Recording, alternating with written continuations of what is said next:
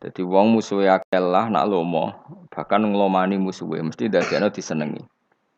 Wa bukhluhu utawi medhite rajul.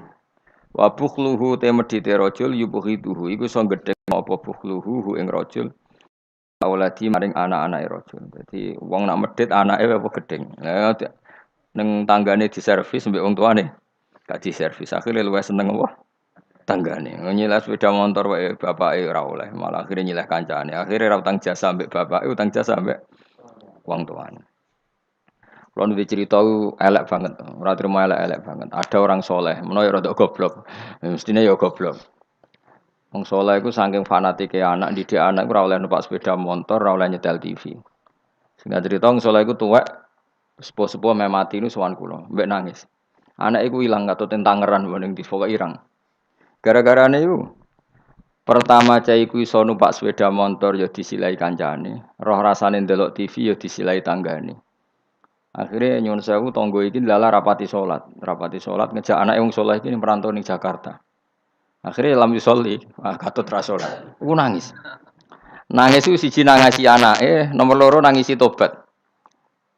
Tobat getun kula riyen mbek Ki Nur Salim iku Gus rapati cocok. Perkarane ambek anak kok longgar, ambek jenengan ya rapati cocok mbek anak longgar. Saniki kula anak. Dadi kula niku tobat njaluk sepura wis kadung ra disepuro jenengan wis kliwat ta.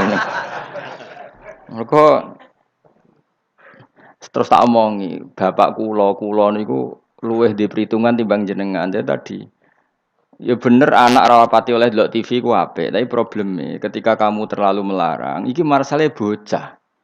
Bocah ketika terlalu dilarang ndelok ning tangga. Ya nek ndelok ning tangga tok ora masalah, tapi ngerasa utang jasane. Sing dadi masalah kan ngerasa utang.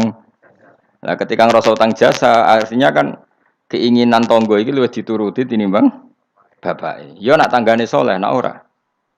Utawa nak terus nyimpul ngene, ternyata kelakuane wong salat sing ra salat apa sing ra salat ora sing ra salat iku lomo, sing salat medhe. Nak nganti kesimpulane ngono piye? Oh parah kan, ternyata prilakune wong ra salat luwih apik timbang sing salat. Fa inna hadzal musolli sing salat iki bakhil, sing ra salat lomo. Mulane aku nak ono kiai medhit ku kiai aneh. Pomne wis medhit narjet nak pengajian njuk bayaran aneh meneh malah wis super aneh iku malah. Mareni ngono utek-utek niku mareni. Mesti nak saleh iku sing menisan ya saleh ya lomo, minimal iku ikhlas. Nak ra iso lomo ikhlas. Dadi fair. Wong liya ya ora mbok arep-arep kowe ora kena diarep-arep wong fakir, paham ya, tapi ikhlas. Niku yang paling saya khawatirkan. Makanya kemarin pas acara 100 harinya Mbah Mun, kula bela Mbah Mun niku mati-matian termasuk yang saya bela adalah Mbah Mun itu baik sama siapa saja, termasuk mbek wong fasik. Karena tadi kalau orang fasik itu utang jasa mbek wong soleh, setidaknya kepengen niru wong soleh. Tapi nak wong fasik hanya punya utang jasa mbek wong fasik, dia akan selalu terikat sama orang fasik.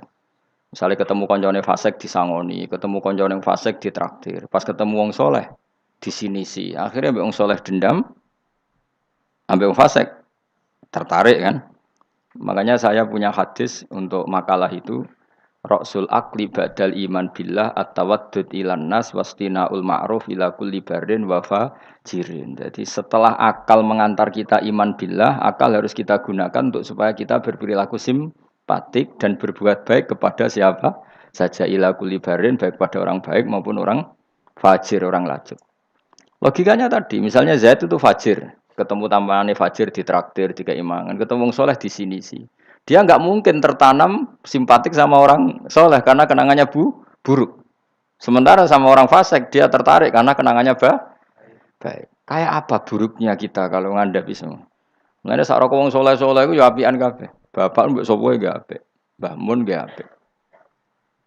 Kita tahu dulu Gus Dur mbek sapa ya sewante ya. Karena tadi ada filosofinya, seperti itu ada ilmunya. Tapi ya ana wong sing ilmune iku mok tuke wong apik, wong elek apiki kurang penggawean ya wis ilmune lagi tok kono ya apik wae pancen ngajine lagi tok kono. Kapan-kapan diulang meneh. Ditambahi ilmu ya paham tapi mau cerita kira usah tersinggung. Mergo ilmu ya tok kono. Lah ya iku tak naikno kelas maksudnya iku nangis anak ilang mergo lam yusolli wa lam yasum. Kedua ngrasa dosa mbek bapak, terutama mbek bapak karena dia orang sepuh. Ya Nur Salim anak cucu. Saya tuh masih ingat betul. Zaman Rongusum wong di TV niku kiai pertama di TV nak sarang Mbah Mun nak narukan bapak. Bangun ndelok TV ya ora isin, kadang lawange dibuka. Tamu ya ora nak bangun ndelok ning ngali TV. Pas iku kiai ndelok TV ku JF. Bangun santai. Lawange dibuka ndelok TV.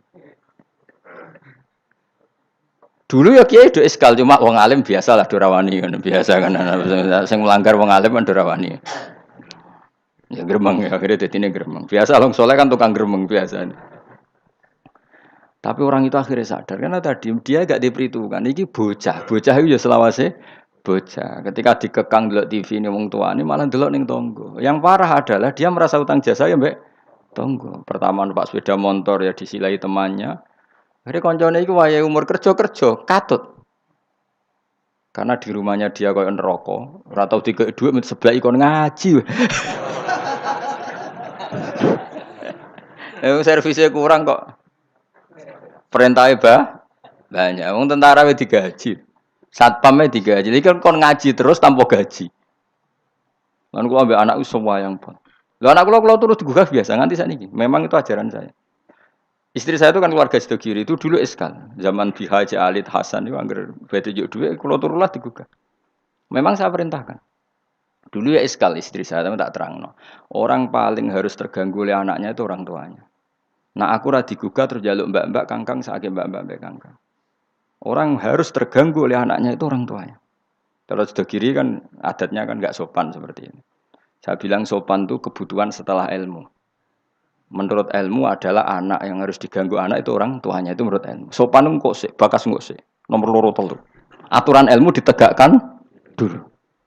Bahwa yang jadi korban anak harus orang tuanya. Ketika anak ingin uang harus orang tuanya yang jadi korban. Jangan orang itu ilmu. Yang kedua kalau kita baru bicara etika. Nek iso jaluk pas tangi masalah iki bocah. Lah nek nuruti etika kowe yo duwe aku yo pas aku seneng pas apian. Akhirnya bojoku nurut karena bojoku ya keluarga kiai suka ilmu. Saya gede-gede ge mari piyambak. Anggere gede-gede ge isin piyambak mari napa? Piyambak. Tapi kan jelas bocah iki utang jasane mbek wong tua. Bahkan saiki sudah gede mikir bapak iku apik tenan turu tak gugah wae gak tersinggung. Lho kula biasa 10 menit turu digo anak kula jak mlaku-mlaku iki kula mlaku-mlaku. Berapa kali saya ngaji terlambat 10 menit, 5 menit gara-gara anak kula nembe dugi lunga biar jam mlaku-mlaku tak turuti. Karena jangan sampai kita ini misalnya demi ngaji anakku jam mlaku-mlaku ora tak turuti. Akhirnya anak saya itu dendam sama ngaji. Gara-gara ngaji aku gak dijak mlaku-mlaku bapak. Akhirnya nganggap ngaji ku problem. Akhirnya roh rohen itu problem cah iki. Oh, bapak demi keriting memang kan. Ra Mustofa demi jenggot ya kan itu. Kan panjang. Wah, akhirnya roh rai-rai iki rai trauma kan. Nah, itu kan enggak bagus. Tapi nak tetap mlaku-mlaku, enggak wis bar pas mlaku-mlaku tetap ngaji. Anak itu punya kesimpulan ternyata saya masih nomor 1. Keriting nomor 2 kan. Keritingnya ya maklumi nak waras, umpamanya aku ora anake kadang. Makanya saya itu dugaan saya, kenapa Rasulullah ketika beliau sujud, Hasan Husain ini menganggap Rasulullah digo jaran-jaranan. Cara Jawa digo napa? Rasulullah ditumpaki mbek Hasan, sing masyhur itu Hasan. Ya tentu Hasan Husain tapi sing ning riwayat itu Hasan. Iku Rasulullah lama sekali sujud. Sampai sahabat itu karena saking dekatnya wahyu, zaman itu cara berpikir ahadasa fihi syai'un atau ahadasa fin nabi syai'un. Apa nabi ada wahyu baru sehingga sujud selama itu. Jadi sahabat belingu ya penting. Akhirnya orang sing ndangak ya rugen-rugen niku ndangak. Mergo sujudnya agak wajar apa? Kan Nabi kan tentu istiqomah, biasanya 2 menit ya 2 menit, biasanya 1 menit. Ini kok sampai 5 menit semua. Akhirnya sahabat sing gak terima ndangak. Iki ada wahyu baru bahwa aturan sujud harus selama itu. Ndangak. Jebule ono Hasan. Oh, iki to perkarane. Tapi baru kayak sahabat beling iki ono riwayate. Cara dekne ra nginceng. Jadi kadang beling ya penting.